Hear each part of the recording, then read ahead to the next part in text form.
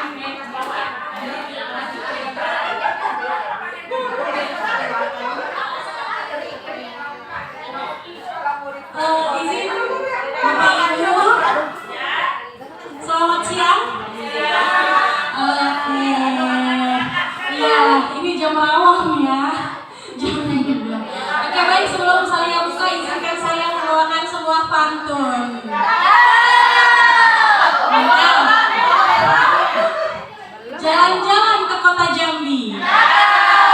Jangan lupa singgah beli kuini. Mari kita buka acara hari ini dengan semangat yang membara di sini. Lagi. Iya, itu satu lagi Bapak Ibu. Lari cepat mengejar mimpi. Keringat menetes, tak peduli. Mana suaranya ruangan ini? Sambut acara dengan tepuk tangan meriah sekali.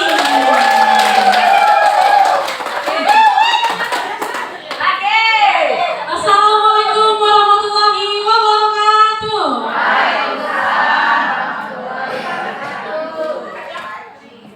Baik, izin Bapak Ibu, terima kasih kepada Ibu Kepala Sekolah dan Ibu Ombel yang telah memberikan izin untuk saya sharing hasil TOT atau pelatihan di Hotel Ratu kemarin tentang sekolah model. Iya, memang sekolah model. Apa itu sih sebenarnya sekolah model?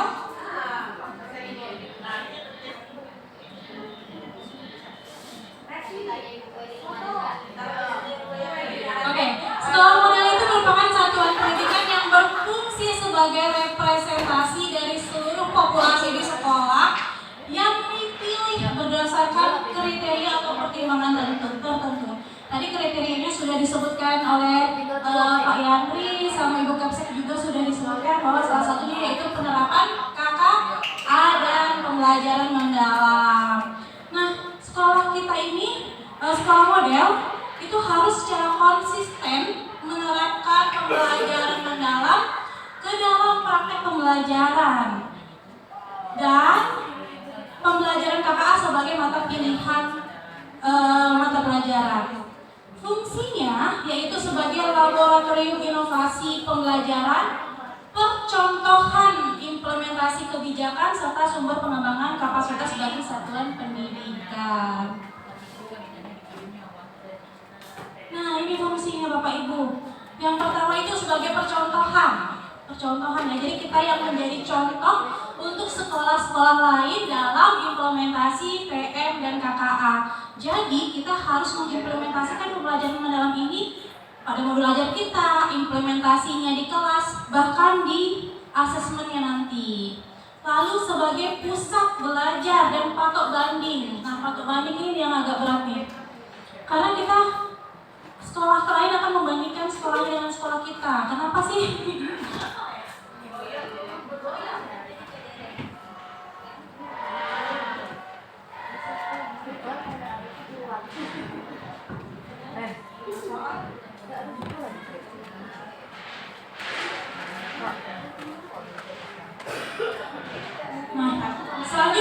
sumber inovasi pembelajaran mendalam dan KKA. Nanti sekolah-sekolah lain itu pasti akan bertanya bagaimana sih implementasi PM di sekolah kita, apa yang kita laksanakan, bagaimana proyek KKA-nya itu nanti sekolah-sekolah lain akan bertanya. Jadi kita harus tahu dan harus mengimplementasinya ke dalam pembelajaran kita. Lalu sebagai penggerak ekosistem pendidikan daerah. Nah, secara khusus sekolah model implementasi KKA ini berfungsi sebagai laboratorium pengembangan keterampilan digital. Jadi fungsi utamanya itu pengembangan keterampilan digital serta peningkatan kemampuan berpikir kritis, logis dan sistematis peserta didik atau murid kita.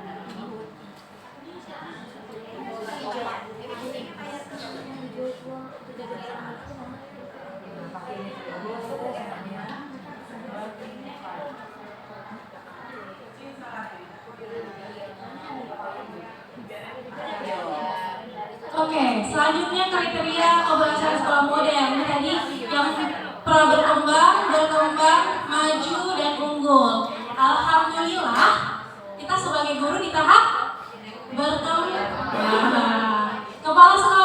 Kepala sekolah alhamdulillah di tahap maju dan peserta didik kita di tahap pra berkembang. Jadi ini tugas kita bersama Bapak Ibu untuk meningkatkan level sekolah model kita. Jadi dari yang pra berkembang menjadi berkembang, yang berkembang menjadi maju menjadi unggul.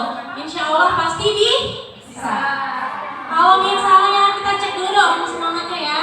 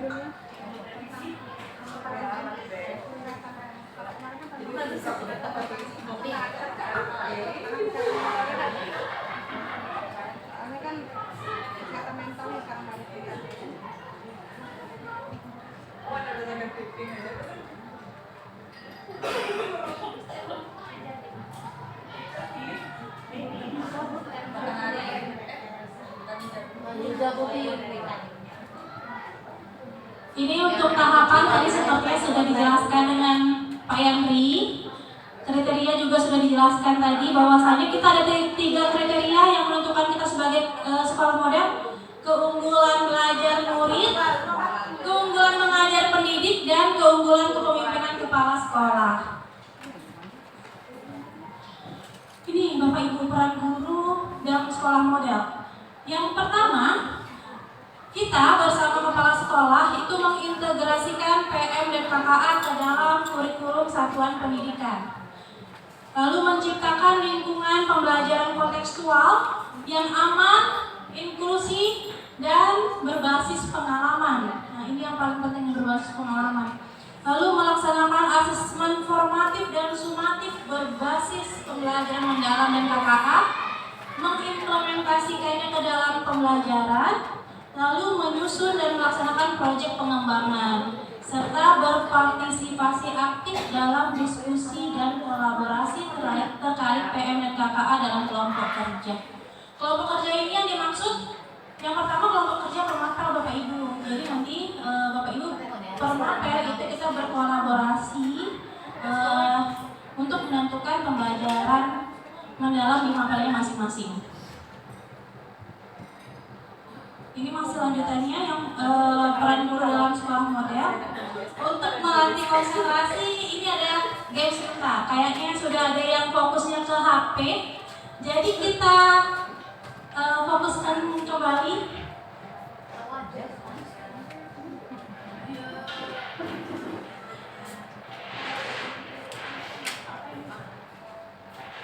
Oke, baik.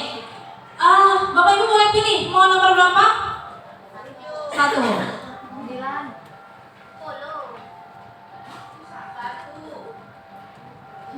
Nah, kalimat apakah ini kira-kira?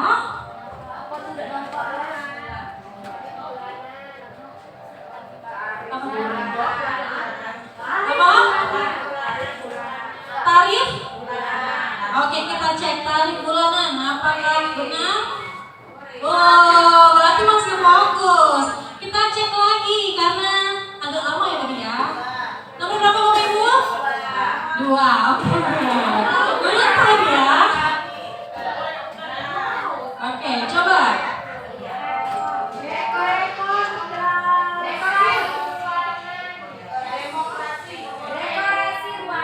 Dekorasi? Dekorasi ruang? Dekorasi ruang?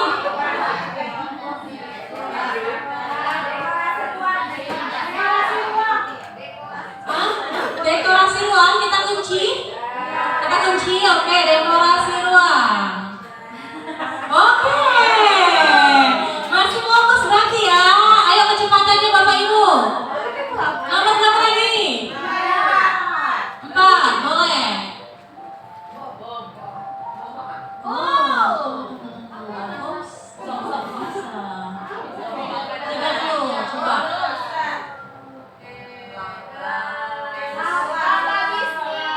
Oke, kita cek laba bisnis. Oke, pintar sekali Prita ya. Lanjut Bapak Ibu. 5 ya, coba.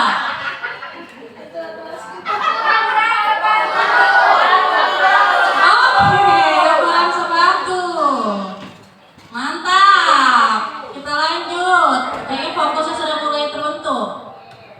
Oh, udah 20 poin. Kita lanjut. Nah ini.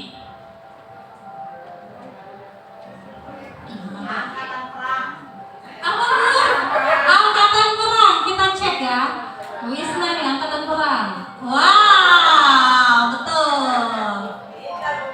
Oke, kita coba lebih cepat. 3 detik, bisa?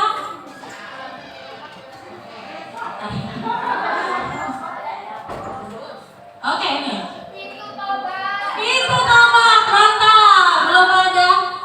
Oke, betul. Pintu tomat. Ini belum ada 3 detik sudah terjawab.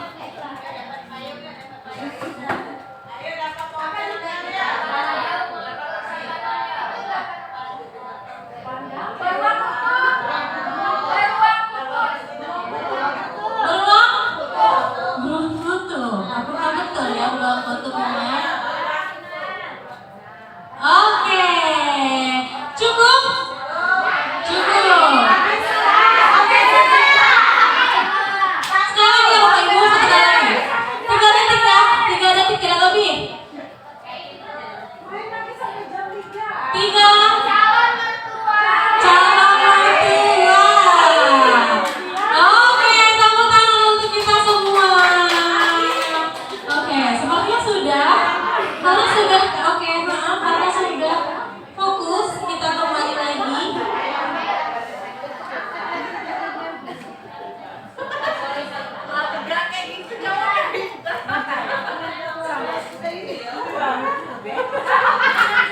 Baik Bapak Ibu, ini ada beberapa strategi implementasi pembelajaran mendalam berbasis mata pelajaran.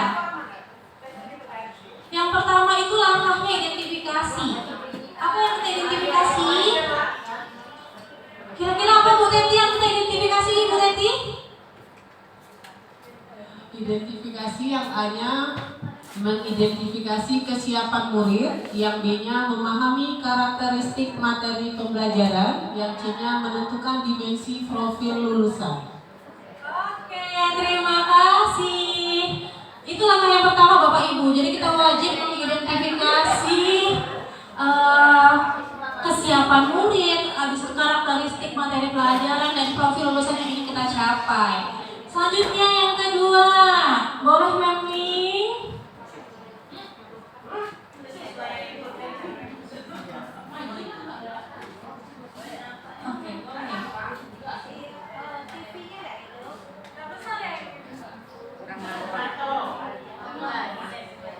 Oke, Oke, desain pembelajaran, menentukan tujuan pembelajaran. Kemudian yang B, menentukan kerangka pembelajaran atau praktik pedagogis, kemitraan pembelajaran, lingkungan pembelajaran, dan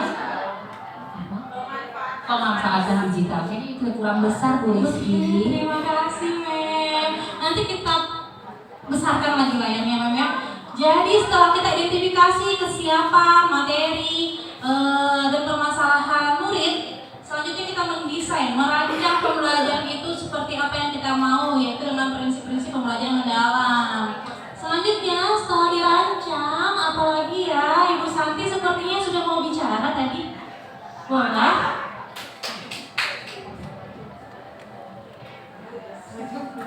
Oh, mau juga berarti memang gak nampak ya?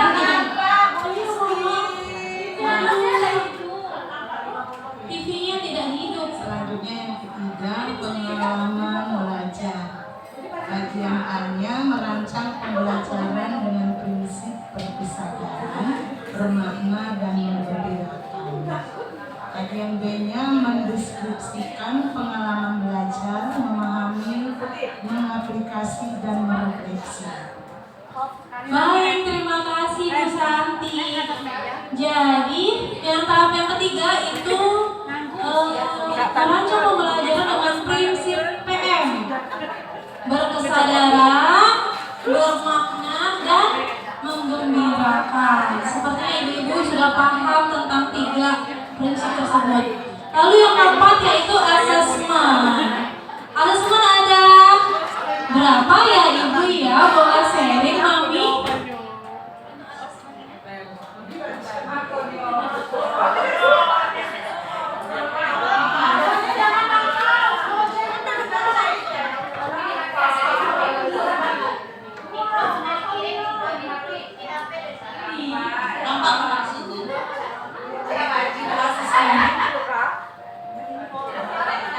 Satu, asesmen pada awal pembelajaran.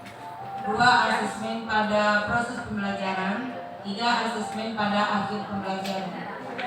Baik, terima kasih Bu Ovi. Ya, asesmen kita ada tiga ya Bapak Ibu ya. Asesmen di awal pembelajaran, proses dan di akhir. Terima kasih. Selanjutnya, ini strateginya. Salah satunya yang pertama di aktivitas pembelajaran itu kita tahapan awal itu identifikasi konteks materi esensial. Materi esensial ini apa ya Bapak Ibu ya? Kira-kira ada yang bisa bantu kita sharing tentang materi esensial? Oh iya, boleh Ibu Esta selain komen tentang materi esensial Ibu.